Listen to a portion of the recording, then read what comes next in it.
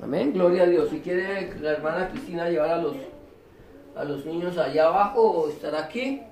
Pero vamos entonces a estar en ese estudio, gloria a Dios. Voy aquí a procurar que... Gloria a Dios. Bendito el nombre del Señor. Amén. Gloria a Dios.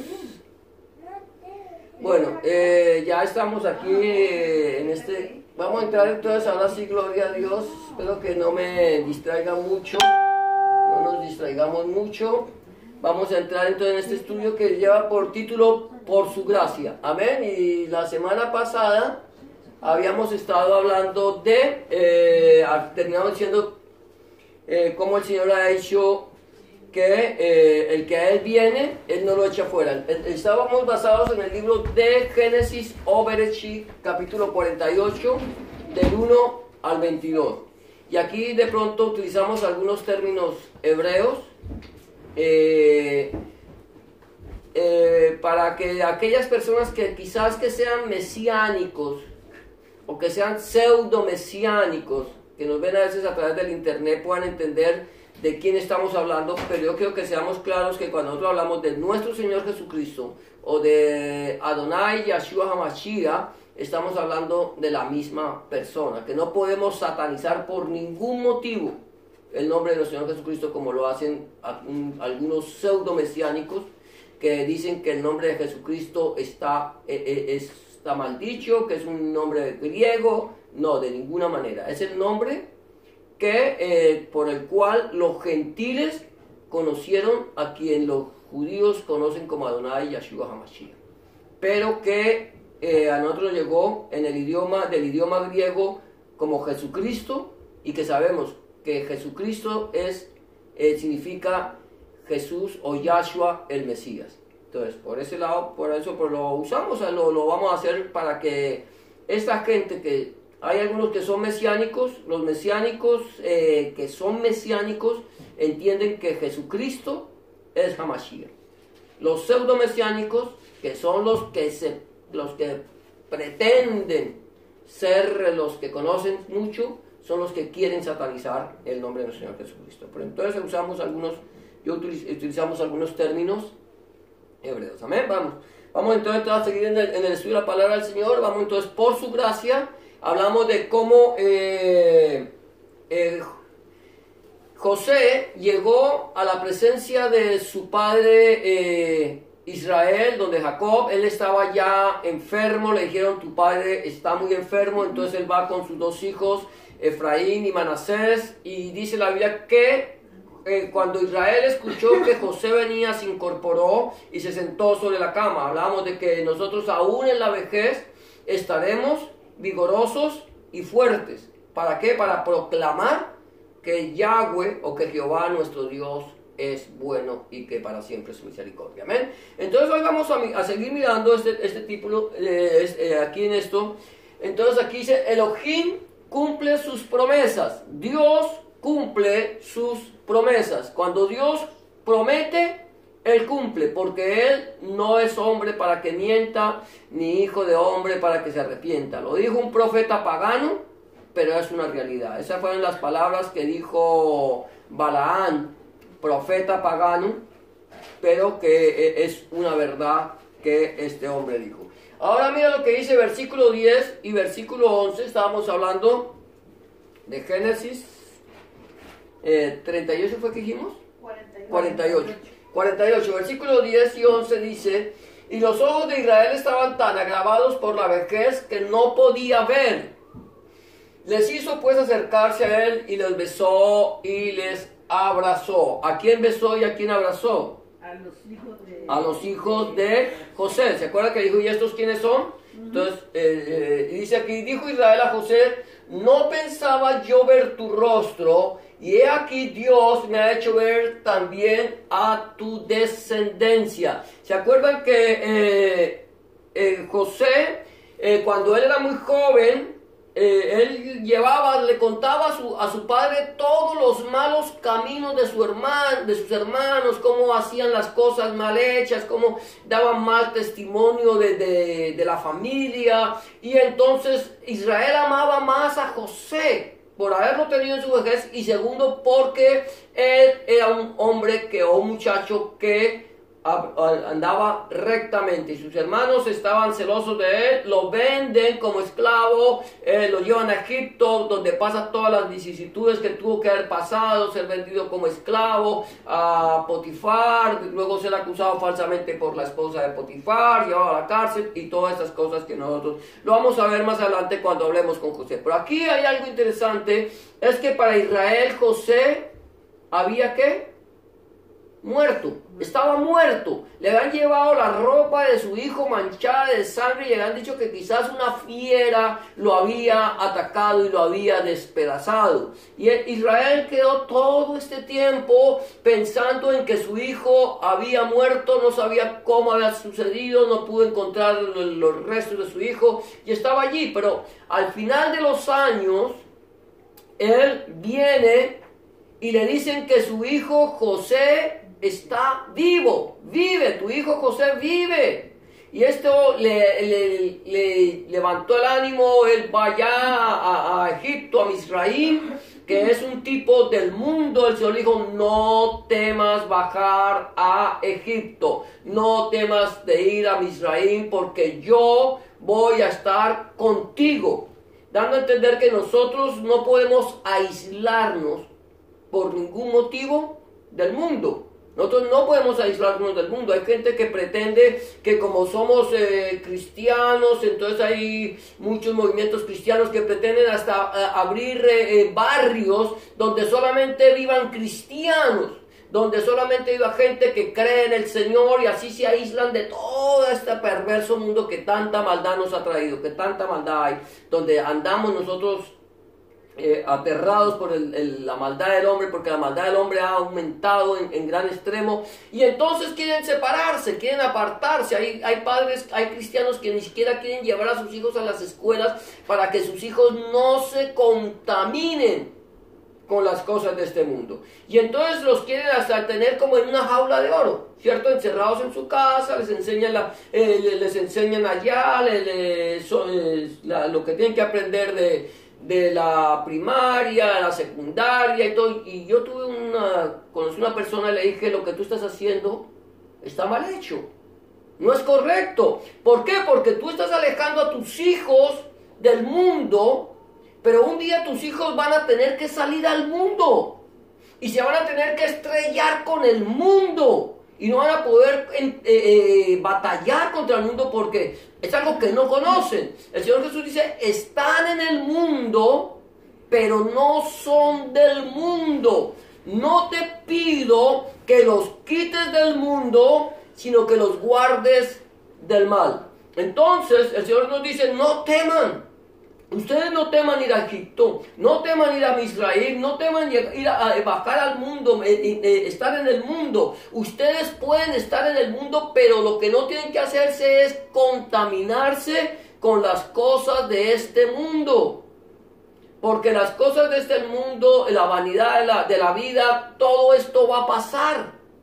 Y nosotros vamos a tener luego que comparecer ante la presencia del Señor. Entonces lo que el Señor nos dice, mire, ustedes van a estar en el mundo, ustedes van a vivir en el mundo, pero ustedes, el Padre, el Abacados, los va a guardar a ustedes del mundo, del mal, los va a guardar del mal. Nosotros vamos a tener que estar allí en medio de esto, pero ¿para qué estamos nosotros en el mundo?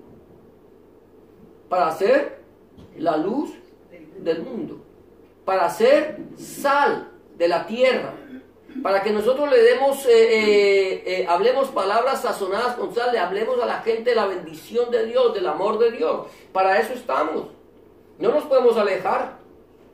No nos alejamos del mundo, hacemos barrios cristianos, nuestros hijos crecen con cristianos, les predicamos a cristianos o le predicamos a mesiánicos, a ellos les enseñamos lo que ellos tienen que saber, lo que sucede con el pueblo de Israel, ¿cierto? Los judíos cogen a sus hijos, sobre todo los judíos que están en la diáspora, los que son practicantes del judaísmo, llegan por ejemplo, aquí en Canadá tienen escuela para judíos, le enseñan todo lo de los judíos, les enseñan la Torá y esto, pero no los dejan que conozcan, o sea, nos separamos.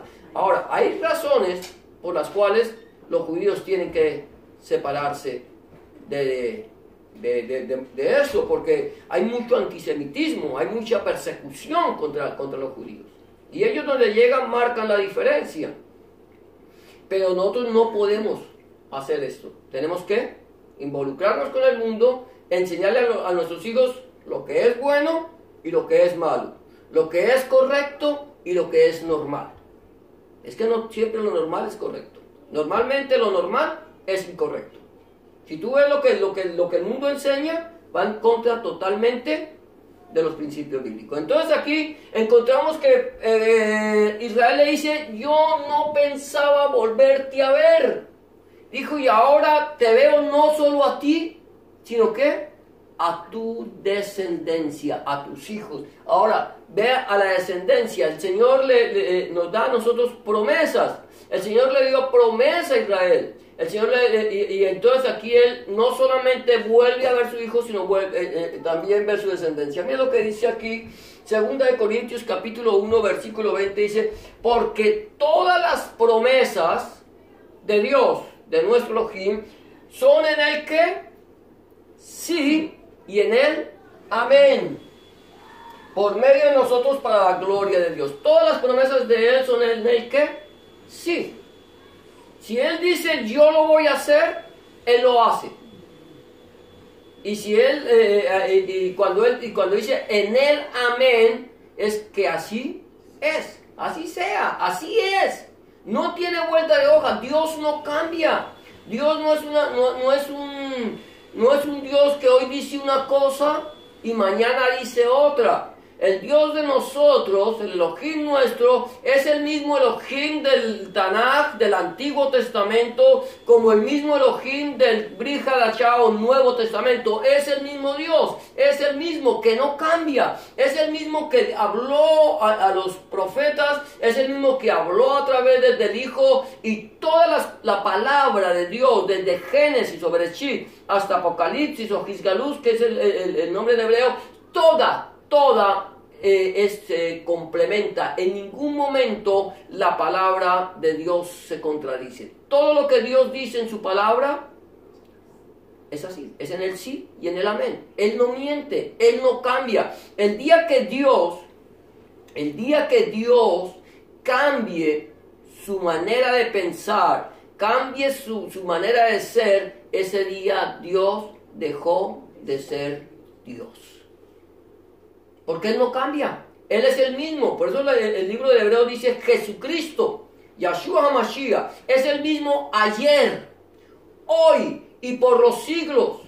Dios es el mismo ayer, hoy y por los siglos. Él no cambia. Entonces el día por eso es que nosotros podemos creer que la palabra de Dios es viva, eficaz y más cortante que todas las palabras, que no cambia. Tú no vas a encontrar en este libro, escrito durante aproximadamente cerca de 2000 años, nunca vas a encontrar que se contradice. Si viene otro libro después de él y habla del mismo Dios, pero dice otras cosas que aquí no dicen, no es el mismo Dios. No es el mismo Elohim.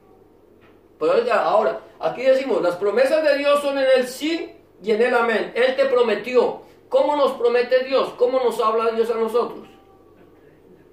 A través de su palabra. A través de su palabra. No a través de la palabra del hombre. Hay gente que te escribe por ahí. Dios te manda a decir que esta semana va a ser la semana de la bendición. Bueno, ¿y en qué parte de la Biblia está?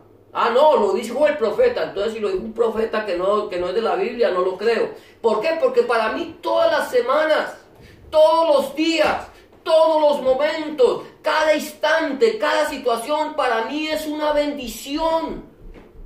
No me tienen que poner que esta semana, no, todo. Porque a pesar de las circunstancias, a pesar de las dificultades, a pesar de que el enemigo ha venido a quitarme a mí la paz y hacerme ver las cosas mal, yo puedo entender que a los que amamos a Dios, todas las cosas nos obran para bien. ¿Sí? ¿Te das cuenta? Como el Señor, esto lo hizo el Señor, Israel, él sabía que todas las cosas le obraban para bien. 132 años creo que dijo que había vivido, que dijo, pocos y malos han sido los años de mi peregrinar por esta tierra. Pero aunque sabía que los años que había vivido eran pocos y malos, a pesar de que eran pocos para él y eran malos, habían sido años de bendición para su vida.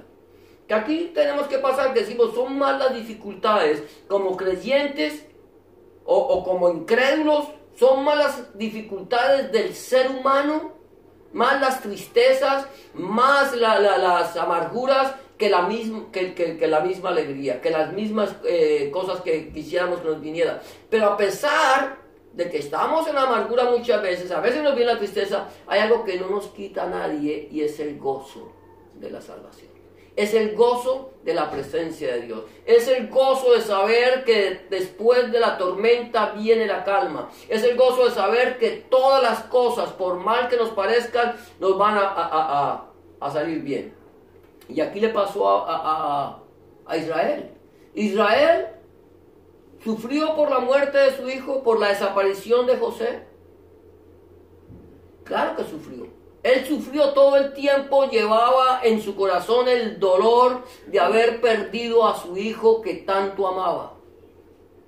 Pero el Señor le prometió que lo bendeciría, le prometió que estaría con él, le prometió que haría de él una gran nación, y allí él encuentra la promesa de Dios. Nosotros tenemos que entender eso. Las promesas de Dios son en el sí y en el amén. Si el Señor te dice a ti, cree en el Señor Jesucristo, en Adonai Yahshua HaMashiach, y serás salvo tú y toda tu casa, yo lo tengo que creer.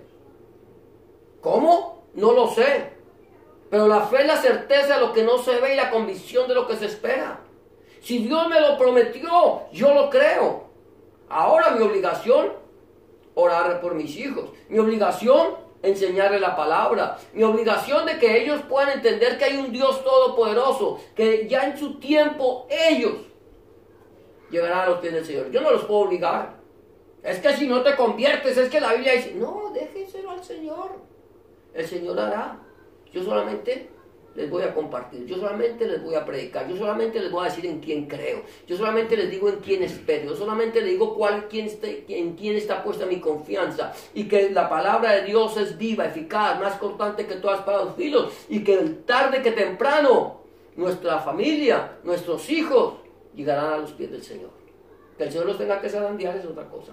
Pero entonces aquí encontramos que entonces volvemos a ver, Elohim cumple sus promesas, Dios cumple sus promesas. Tú tienes, lo primero que yo tengo que hacer es creerle a Dios. Creerle a Dios. Si tú le crees a Dios, entonces todas las promesas de Él se dan en Él sí y en Él amén. Es creerle. ¿Cómo le creo? A través de su palabra. Lo que la palabra de Dios te diga, lo que la Biblia te diga, eso es verdad. Lo que el hombre te diga, lo puedes poner en tela de juicio. Cuando alguien te diga, Dios te mandó a decir que te va a hacer esto, aquello y lo otro, y no se cumpla, tú ya puedes entender que no fue Dios quien te lo mandó a decir. Pero si el Señor te dice, el Señor cumple. Amén. Amén. El otro punto que queremos ver ahorita es baluarte de la verdad, ¿cierto? Estamos hablando de nosotros también como hijos de Dios, como pueblo de Dios, como escogidos por Dios. Israel fue escogido por Dios, Israel tuvo un encuentro personal con Dios, Israel le predicó la palabra del Señor a su suegro, aunque aquí no diga, pero aquí lo dice, no dice que le contó todo lo que le había acontecido en el camino, le habló del Señor a su suegro, le habló del Señor a su familia, a sus esposas, a sus hijos, les habló del Señor. Que muchos no quisieron caminar con el Señor y quisieron hacer lo que se les antojó, es otra cosa. que Leví y que Rubén, creo, fueron y mataron gente para tomar venganza, fue otra cosa, pero que él les enseñó, sí, y que ellos luego tuvieron que volverse a Dios y aceptarlo, también, en su tiempo. Amén. Entonces mira lo que dice el Señor. Entonces José los sacó de entre sus rodillas y se inclinó a tierra. Y los tomó Josué a ambos, Efraín a su derecha, a la izquierda de Israel, y a Manasés a su izquierda, a la derecha de Israel, y los acercó a él. Entonces Israel extendió su mano derecha y la puso sobre la cabeza de Efraín, que era el menor, y su mano izquierda sobre la cabeza de Manasés, colocando así sus manos adrede, aunque Manasés era el primogénito. Mire lo que aquí sucede, ¿no? Aquí viene, Israel ya no ve. Israel tiene los ojos, ya casi no puede distinguir. De pronto ahí vio un poco una sombra, ¿cierto? Pero viene José y saca a su hijo Manasés, que estaba a la derecha de él, a la izquierda, sí, a la izquierda de él, y lo pone a la derecha de Israel, y a su hijo Efraín lo pone a la izquierda. ¿Para qué? ¿Por qué razón? Porque José quería que Israel bendijera a sus hijos. Nosotros debemos bendecir a nuestra descendencia. Nosotros debemos bendecir. Hay algo bien interesante que a mí que yo le doy gracias al Señor, es que mi nieta siempre, antes de irse ella a dormir, nosotros oramos por ella. Nosotros le pedimos al Señor que la bendiga, le pedimos al Señor que ponga su mano sobre ella. Y no solamente sobre ella, sino sobre todos nuestros nietos. Pero como ella es la que está con nosotros, pues a ella la alzamos, la ponemos en la presencia del Señor y oramos por ella. Y le damos gracias a Dios por esto. Ahora, nosotros debemos bendecir siempre a nuestra descendencia. Siempre orar por ellos, siempre por cada uno de ellos. Ahora, lo que José quería era que el padre bendijera a sus hijos, pero puso a su hijo mayor a la derecha de Israel y a su hijo menor a la izquierda, para que la bendición se la dieran al mayor. Eso era por herencia. Tenía el primero, debía llevarse la bendición. Yo le doy gracias a Dios que no fui el primero. Tampoco fui el segundo, pero fui el séptimo de mi familia. Entonces, aquí vemos que Israel, aunque no veía, sabía lo que venía, y él lo que hace es que pone su mano derecha sobre Efraín y la izquierda sobre Manasés, la cruzó adrede. Algo aquí es interesante, es que estamos hablando, aquí nos está mostrando a dos pueblos, a Israel y a la iglesia de nuestro Señor Jesucristo, Rebe Melech Adonai Yeshua Mashiach. Mira lo interesante, ¿quién es primero, Israel o la iglesia? ¿Qué fue primero? Israel. El Señor llamó a Israel para que fuera bendición a las naciones. Pero Israel, infortunadamente, se encerró. Volvemos otra vez al punto. Se encierran dentro de ellos mismos y ellos se consideran kadoshim, santos. Y los demás son los gentiles que están fuera del pueblo de Dios. El propósito de Dios no era que Israel se encerrara en ellos, en sí mismos, y se consideraran santos y apartados, y que solamente ellos eran para el Señor. El propósito de Dios era que Israel fuera y llevara a las naciones a la presencia de Elohim, de Dios. Y ellos no lo hicieron. Entonces, ¿qué es lo que pasa? Viene el Padre, envía a su Hijo, y el Señor dice: mire, a ustedes se les dio a ustedes el predicar el mensaje del Evangelio del reino de Dios a las naciones, y no lo hicieron. Entonces, esa responsabilidad que se les dio a ustedes, se les va a quitar, y se les va a dar a otro pueblo que dé mejor fruto de ello. O sea, este libro, que nosotros conocemos como la Santa Biblia, la palabra de Dios, ¿qué hizo el Señor? Inspiró a Moisés y a los profetas para que escribieran su palabra y para que esa palabra fuera llevada a las naciones. Y ellos se apoderaron de la palabra Dijeron, el Tanaj es nuestro, el Tanaj nos pertenece, y lo siguen diciendo, el Tanaj es del pueblo judío. El Tanaj no es del pueblo judío. No es del pueblo judío. La Biblia no le pertenece al pueblo de Israel, ni le pertenece a los cristianos ni a los mesiánicos. La Biblia es la palabra de Dios y le pertenece única y exclusivamente a Dios. Él nos la dio. ¿Para qué? Para que la predicáramos, para que meditáramos en ella, para que la atesoráramos y para que la lleváramos a las naciones. Pero como no lo hicieron, entonces Dios viene y llama a otro pueblo. Entonces aquí encontramos que el mayor es Israel y el menor es la iglesia. Israel, o sea, aquí el Señor pone su bendición, la bendición mayor sobre la iglesia. Aquí el Señor lo hace adrede. ¿Por qué? Porque el mayor le servirá al menor. Porque será el menor quien tome el lugar que le correspondía al mayor. Mira lo que dice aquí, vamos a ver lo que dice aquí más adelante.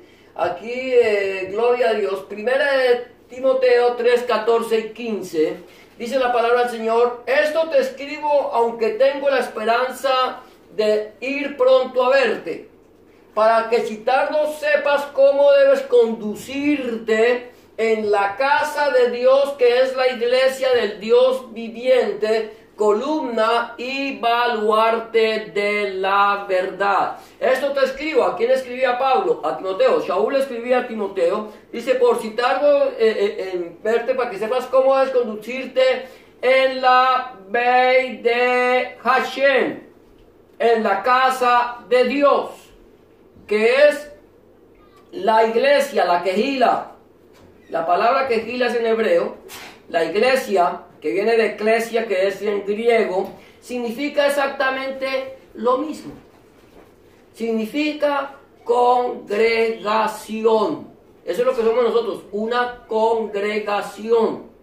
Nos congregamos, nos reunimos para meditar en la palabra de Dios. Dice, para que sepas cómo debes comportarte en la casa de Dios, que es la iglesia de Dios, del Dios viviente, columna y baluarte de la verdad. El Señor, aquí vemos otra vez, volvemos aquí a este punto. Viene Abraham y bendice a Efraín, pone su mano derecha sobre Efraín, y esto nos está hablando de que es la iglesia, la casa de Dios, columna. ¿Sabes lo que es una columna, no? ¿Qué es una columna? Es algo inamovible, que sostiene, ¿cierto? Que sostiene una casa. Una casa sin columnas se viene al suelo, ¿cierto? Tienen que haber columnas. Aquí, bueno, yo no sé, por eso es que las casas aquí son tan endebles, ¿cierto? Y ¡pum! Y la tumbaron. Pero una casa bien hecha tiene columnas, y eso es lo que somos nosotros. Tenemos que ser columnas. Tenemos que ser inamovibles, que nadie nos mueva. Columna y baluarte de la verdad. O sea, que somos inamovibles y que nosotros no vamos a cambiar nuestra forma de pensar o de ser o de hablar. Es que nosotros tenemos que, somos baluartes, ¿cierto? Tenemos que hablar la verdad. Tenemos que hablar la verdad. Somos, yo no sé cómo traduciríamos la palabra baluarte. Es que no sé, pero es algo que va allí, que defiende, es ¿cierto? Algo que lo llevamos siempre como un escudo, ¿cierto? Frente, ¿qué es lo que A ver si me ayudan de pronto, por ahí me buscan lo que significa baluarte, porque a veces nos quedamos cortos. A ver. Es como una verdad que es lo que llevamos siempre con nosotros, pues, que es la palabra. Sí, pero esa palabra baluarte, gloria a Dios, tiene Construcción o recinto fortificado para resistir ataques del enemigo. Ah, bueno, es una construcción o recinto fortificado contra cualquier ataque del enemigo. Gracias, Carla. O sea, eso es el baluarte, ¿cierto? Es una construcción, es un edificio, es como una fortaleza. O sea, somos columna y fortaleza de la verdad. Para eso nos llamó el Señor, para que prediquemos la verdad. ¿Y qué es la verdad? El Señor hay tres definiciones de la verdad que las da el Señor. Número uno, Él dice, conoceréis la verdad y la verdad os hará libres. Luego dice, yo soy el camino, la verdad y la vida. Nadie viene al Padre, al Abacadosh, si no es por mí. Y luego dice, así que si el Hijo os libertare, seréis verdaderamente libres. O sea, es la verdad. Luego dice, santifícalos en tu verdad, tu palabra es verdad. O sea, el Hijo es la verdad, la palabra es la verdad, y luego dice, mas el Espíritu de verdad, el cual el Padre enviará en mi nombre, Él os enseñará todas las cosas y os recordará lo que os he dicho. O sea, necesitamos al Padre, necesitamos el Hijo, necesitamos la palabra y necesitamos al Espíritu Santo, al Ruach HaKodesh. Si no tenemos al Hijo, la palabra y el Espíritu Santo, no tenemos la verdad. Por eso nosotros tenemos que predicar la verdad, predicar la palabra de Dios, predicar a nuestro Señor Jesucristo, a Rebbe Melech, a Adonai Yeshua Mashiach, y predicar en el poder del Espíritu Santo. Entonces somos columna y baluarte, vamos a defender la verdad, y la verdad es Cristo, y la verdad es la palabra de Dios, y la verdad es el Espíritu Santo. Él es la verdad. Nosotros estamos aquí para proclamar esa verdad. Entonces, somos baluarte, columna, aquí puse baluarte de la verdad, pero somos columna y baluarte de la verdad. Una columna y un edificio, una fortaleza. Amén. Ahora, vamos a seguir aquí, sigue. El otro punto sería, nuestra bendición alcance nuestra descendencia. La bendición viene para nosotros, ¿cierto? La bendición es para ti. ¿Quién te bendice a ti? Dios, ¿cierto? El Señor, Elohim, es el que nos bendice. A ti no, es que a veces tenemos esa costumbre, y eso lo hemos hablado acá, que a veces decir, yo te bendigo. Yo te bendigo. No, tú no me tienes que bendecir. Tú no me puedes bendecir. A veces se nos va, Señor, yo a veces cuando estoy orando, Señor, lo bendigo. No, Señor, bendice, porque yo no lo puedo bendecir. Quien bendice es el Señor. Nosotros bendecimos, pero en el nombre del Señor, en la presencia del Señor, que el Señor sea. Ahora mira lo que dice aquí, y bendijo a José. O sea, cuando dice bendijo, le dice que el Señor te bendiga y te guarde, que el Señor haga resplandecer su rostro sobre ti, que el Señor alce sobre ti su rostro, que el Señor tenga de ti misericordia, que el Señor ponga en ti paz. Esa es la bendición sacerdotal. Era la bendición que el sacerdote da. Pero no dice yo te bendigo, que yo tenga misericordia, que yo tenga. No, que el Señor. Eso es bendecido. Lo bendijo José diciendo, el Dios, mira lo que dice, el Dios en cuya presencia anduvieron mis padres, Abraham e Isaac, el Dios que me mantiene desde que yo soy hasta este día. Mira esto, está hablando, ¿a quién está diciendo? Dice, el ángel que me liberta de todo mal, bendiga a estos jóvenes, y el nombre de mis padres, Abraham e Isaac, y multiplíquense en gran manera en medio de la tierra.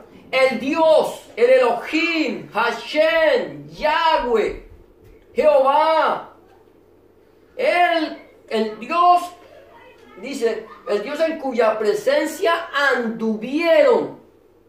¿Sí? Entonces aquí está bendiciendo en el nombre del Señor, en el nombre de Dios. Y dice que allí lo bendice, dice, el ángel que me liberta de todo mal. ¿Se acuerdan del ángel? El ángel de Yahweh, el ángel de Jehová, el malajín de Yahweh. Allí él estaba allí presente, fue con el que peleó Israel, el que bendijo a Israel, el que le dijo que ya no se llamaría más su nombre Jacob sino Israel. Ese Dios, el Dios de sus padres, que bendiga a estos jóvenes.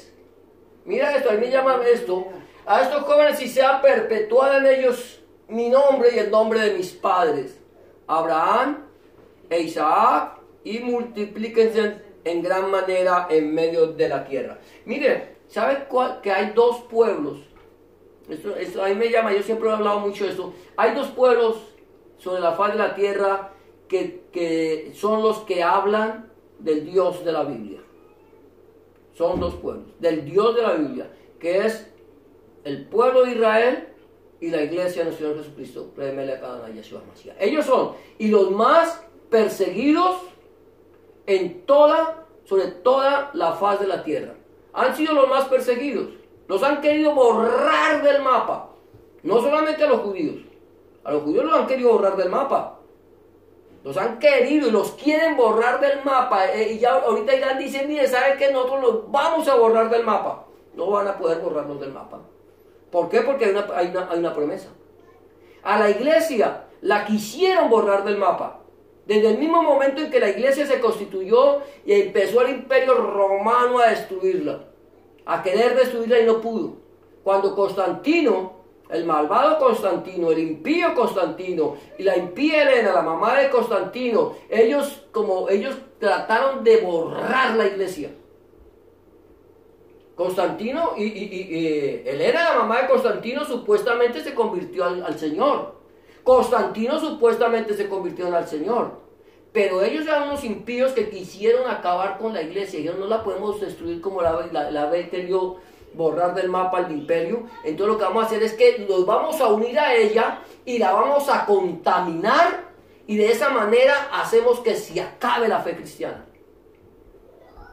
Eso fue lo que hicieron. Le metieron todos sus dioses, sus ídolos y todo eso se lo metieron a la iglesia. Que hasta el día de hoy muchos cristianos protestantes aún conservan enseñanzas de la iglesia romana constituida por Constantino. Él fue el que creó la iglesia romana. El romanismo ya existía de siglos atrás. Si tú estudias la historia de la iglesia católica y la iglesia y la religión romana, es exactamente lo mismo. Tenían un sumo pontífice. Tenían la gran vestal, que era lo que hoy conocen como la madre superiora. Tenían las vestales, que era lo que hoy se conoce como las monjas. Que vivían en reclusión perpetua, vivían en, ¿cómo llaman eso? En conventos, pero allá en monasterios, y que eran mujeres que no podían volver a salir a ver a la luz, al mundo. Entonces todo eso está, y todos los dioses que tenemos nosotros, por ejemplo, ahorita el del 25 de diciembre, la iglesia sabe que esos se llaman fiestas saturnales, que es la adoración a Saturno, y que en el paganismo para cuando querían orarle a un dios, hacerle un rezo a un dios para que Dios los bendijera, el Dios que ellos escogieran, necesitaban 9 días rezándole a ese Dios, y tenían que rezarle perfectamente, saber repetir todo, porque si se equivocaban, en vez de la bendición de Dios, les venía el castigo de ese Dios. Entonces todo esto, ahora, la iglesia y el pueblo de Israel, la iglesia se ha mantenido. La iglesia salió del oscurantismo gracias al Señor, que utilizó a un hombre llamado Martín Lutero, que hizo cosas malas, sí, que odiaba a los judíos también. No entendía que el pueblo de Israel era el pueblo escogido por Dios, pero Dios lo usó para que nosotros pudiéramos conocerle a Él, volver a llegar. Entonces aquí hay 2 pueblos representados: Efraín, que es el menor, y Manasés, que es el mayor. 2 testigos: el pueblo de Israel y la iglesia, que predican al mismo Dios, sí, que predican que el Mesías vendrá también, que ellos no han podido entender que el Mesías ya vino como Mesías príncipe. Lo sentimos por ellos. Cuando venga el Mesías Rey, cuando venga nuestro Señor en las nubes con poder y gloria, ellos lo van a recibir. Van a tener que pasar por momentos difíciles. Amén. Entonces, nuestra bendición alcanza nuestra descendencia. Mira lo que dice acá. Gloria a Dios. En Hechos 16, 30, 32, ya lo ha nombrado este texto. Dice: y sacándolo les dijo: señores, ¿qué debo hacer para ser salvo? Y ellos dijeron: cree en el Señor Jesucristo, y serás salvo tú y tu casa. Y le hablaron la palabra del Señor a él y a todos los que estaban en su casa. Hechos 16, 30, 32. ¿Qué es lo que pasó? Yo no sé si tú sabes lo que pasó allí. Cuando ahí estaba Shaul o Pablo y Silas habían sido azotados por predicar el mensaje del Evangelio, los habían llevado a la cárcel. Los habían puesto sus pies y sus manos en un cepo y los habían puesto en lo más profundo de la cárcel.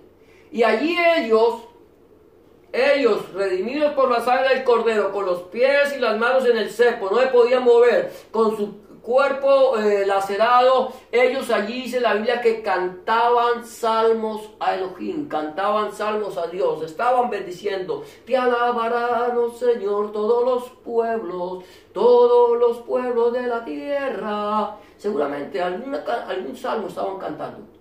Y cuando ellos están cantando, dice la Biblia que allí hubo un terremoto, se soltaron los grillos, las puertas se abrieron y entonces todo se abrió. Entonces cuando el carcelero se da cuenta y cree que todos han escapado, se intenta quitar la vida y Pablo le dice, no te hagas daño, aquí estamos todos. Nadie había huido. Y entonces este hombre escucha el mensaje de la palabra, pregunta qué debe hacer para ser salvo.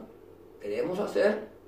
Solamente hay una forma para ser salvos. Es creer en el Señor Jesucristo y seremos salvos, tú y tu casa. Aquí no hay otro camino. Aquí no hay otro camino. Yo lo siento mucho por las religiones, los religiosos. Si no tienen al Hijo, no tienen la vida. Si no tienen al Hijo, no pueden ir al Padre. Aquí hay es que el Hijo, nuestro Señor Jesucristo, Él es la puerta para ir al Padre. Es la misericordia inmerecida de Dios para nosotros. O sea que tú entras a través de Cristo a la presencia del Padre. O sea que ya no tienes necesidad de pasar por un juicio. Ya no vas a ser juzgado o juzgada por haber, cuando vayas a la presencia del Señor, vas a ir al tribunal de Dios o de Cristo, que es a recibir la corona que el Señor tiene reservada para que los que le aman. Los demás pueden ser muy religiosos, como lo hemos venido a decir, pueden haber guardado toda la Torá, pueden haber guardado todos los 613 mandamientos, los 613 misbot que la Biblia dice. Si no tiene al Hijo, tendrá que ir al juicio del trono blanco y allí ser juzgado por sus obras. Y el que no se haya escrito en el libro de la vida se ha lanzado a la boca arde con fuego y azufre, la cual es la muerte segunda. Van a tener una oportunidad para defenderse, pero si tú tienes al Hijo, ya no necesitamos defendernos, porque ya tenemos abogado, tenemos para con el Padre a Jesucristo el justo. Abogado tenemos para con el Abacados a Rebe Melech Adonai Yeshua Mashiach. Así de sencillo. Así de sencillo. Entonces, nuestra bendición tiene que alcanzar a nuestra descendencia. Cree. Si yo creo, lo recibo y permito que Él sea mi único y suficiente Salvador, mi descendencia a mi descendencia le tiene que alcanzar la bendición de Dios. Porque es una promesa. Hemos dicho que en Él, las promesas de Dios son en Él sí y en Él amén. Amén, gloria a Dios. Ahora, el otro punto, el menor más grande que el mayor. El menor más grande que el mayor. Qué tremendo es esto, mira. Pero viendo José que su padre ponía la mano derecha sobre la cabeza de Efraín, le causó esto disgusto.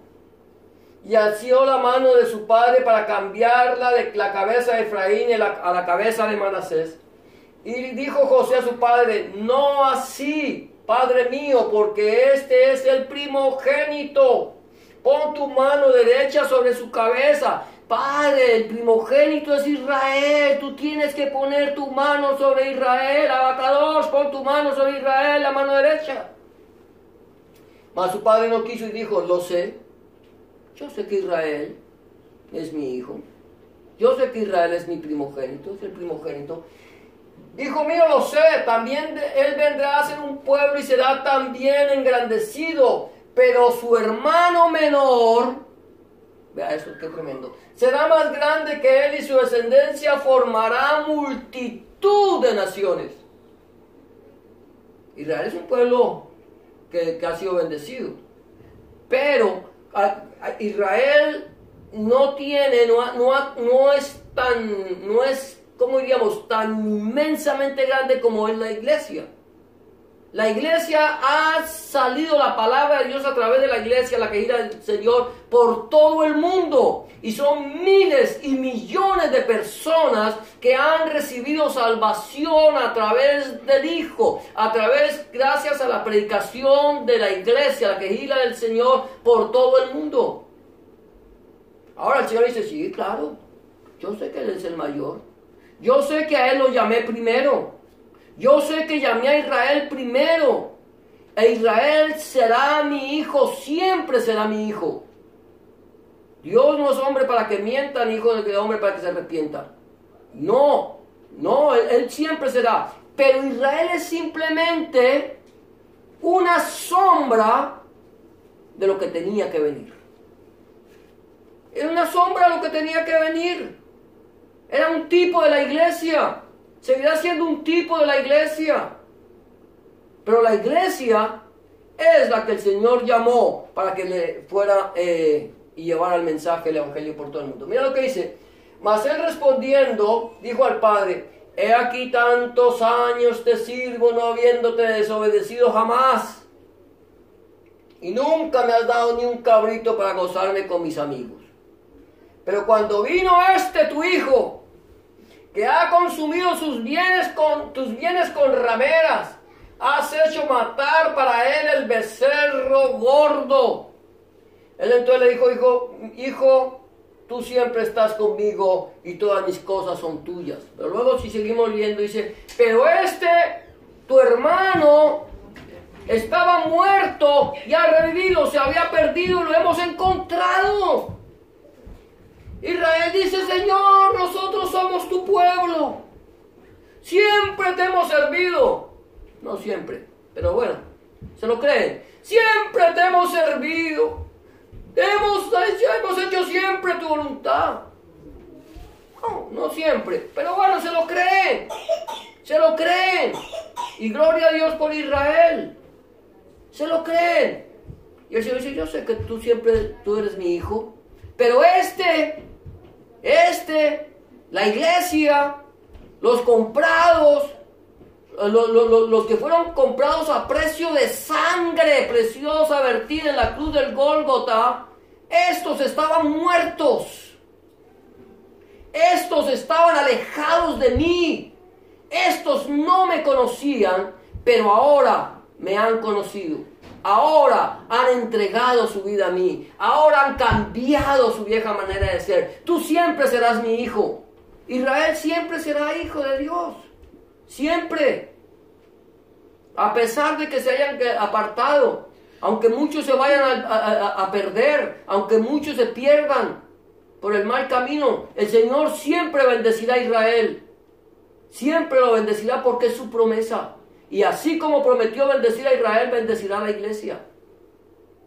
Así siempre nos bendecirá. Ahora, la iglesia, el Señor la escogió no para que fuera como Israel, sino para que fuera más que Israel. Para que hiciera la voluntad perfecta de Dios. Es que la iglesia no puede tomarse el lujo que se toma Israel. De tener una ciudad como Tel Aviv.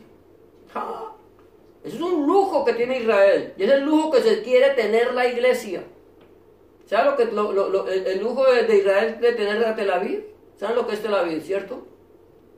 La capital mundial del homosexualismo. ¡Qué lujo! ¡Qué lujo tener homosexuales en Israel! Y ahorita la iglesia quiere hacer lo mismo. ¡No! Dios ama a los homosexuales, claro que los ama. Pero Dios no quiere que sigan siendo homosexuales. Dios no quiere que el Señor quiere cambiar las vidas. Pero ya tenemos iglesias de homosexuales, pastores homosexuales, pastores que eran hombres y se hicieron la operación y se convirtieron en mujeres y ahora no son pastores sino pastoras. Y todas las aberraciones del mundo las quiere meter en la iglesia. Hermano, no diga eso, que lo van a acusar de homofóbico. Predicación de odio. No, delito de odio. No, Dios ama a los homosexuales y nosotros los amamos. Pero porque les amamos, les decimos tienen que convertirse. Porque decimos Dios puede cambiar su vieja naturaleza y darle una naturaleza nueva y hacerlos andar conforme a la voluntad de Dios. Porque es que ellos se deshonraron entre sí sus propios cuerpos, dejando la costumbre de las mujeres, hombres con hombres, y llevando en sí mismo la retribución debida a nuestra vida. Entonces nosotros, la iglesia no se puede dar el lujo que sea Israel, porque nosotros tenemos que marcar la diferencia. Amén. Entonces el menor es mayor, más grande que el mayor. Amén. Ahora ya casi acabamos. Aquí pueblo y novia, ¿cierto? Mira, pueblo y novia. Y los bendijo aquel día diciendo: en ti bendecirá Israel, diciendo: hágate Dios como Efraín, como la iglesia, y como a Manasés, como al pueblo de Israel. Y puso a Efraín antes de Manasés. Y dijo Israel a José: aquí yo muero, pero Dios estará con vosotros y os hará volver a la tierra de vuestros padres. Y yo te he dado a ti una parte más que a tus hermanos, la cual tomé yo de mano del amorreo con mi espada y con mi arco. Ahora, aquí es interesante, el Señor le dice al pueblo, dice: hágate Dios como Efraín y como a Manasés. Que sean ustedes dos, que sea la iglesia y el pueblo de Israel una luz a las naciones. El pueblo de Israel sabe que tienen que ser luz a las naciones. Y la iglesia sabe que tiene que ser luz a las naciones. Pero aquí el Señor nos pone a nosotros por encima del pueblo de Israel. ¿Sabes por qué? Porque la iglesia fue comprada a precio de sangre preciosa, fue a un precio muy costoso. Un precio muy costoso se pagó por la iglesia, sea judía o sea gentil. Pero Dios pagó un precio muy grande. Mira lo que dice: a los cuales también ha llamado, esto es, a nosotros. ¿Quién ha llamado? Dios nuestro Elohim. No solo de los judíos. Mira, eso es a nosotros, no solo de los judíos, sino también de los gentiles. Dice también de los gentiles, como también en Oseas dice: llamaré pueblo mío al que no era mi pueblo, y a la no amada, amada. Y en el lugar donde se les dijo: vosotros no sois pueblo mío, allí serán llamados hijos del Dios viviente. ¿A quiénes? A nosotros. Eso es a nosotros. No solamente de los judíos. Dios no es solamente Dios de los judíos, sino también de los gentiles. Y aquí está diciendo, como también dice, o sea, dice: llamaré pueblo al que no era mi pueblo. Los gentiles no eran pueblo de Dios.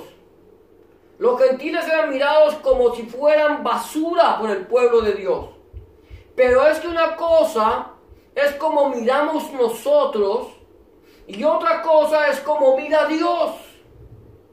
Nosotros miramos por las apariencias, por lo que tenemos delante de nuestros ojos, pero el Señor mira ¿qué? El corazón. Él mira el corazón. Y la Biblia dice: el corazón contrito y humillado no despreciarás tú, oh Dios. El pueblo gentil tenía necesidad de conocer de Dios. Tenía necesidad de conocer al Dios de la Biblia, al Elohim, creador de los cielos y de la tierra, al creador, al que había establecido al pueblo de Israel, al que había hecho milagros en Israel.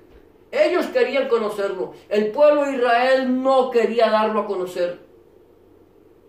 Entonces, tiene que cumplirse la promesa. Viene el Hijo y trae el mensaje del Evangelio del Reino, la Mesuras HaGeulá. El Evangelio del Reino, las buenas noticias para todas las naciones. Y entonces todo aquel que en él cree no será condenado. Todo aquel que en él cree tiene vida eterna.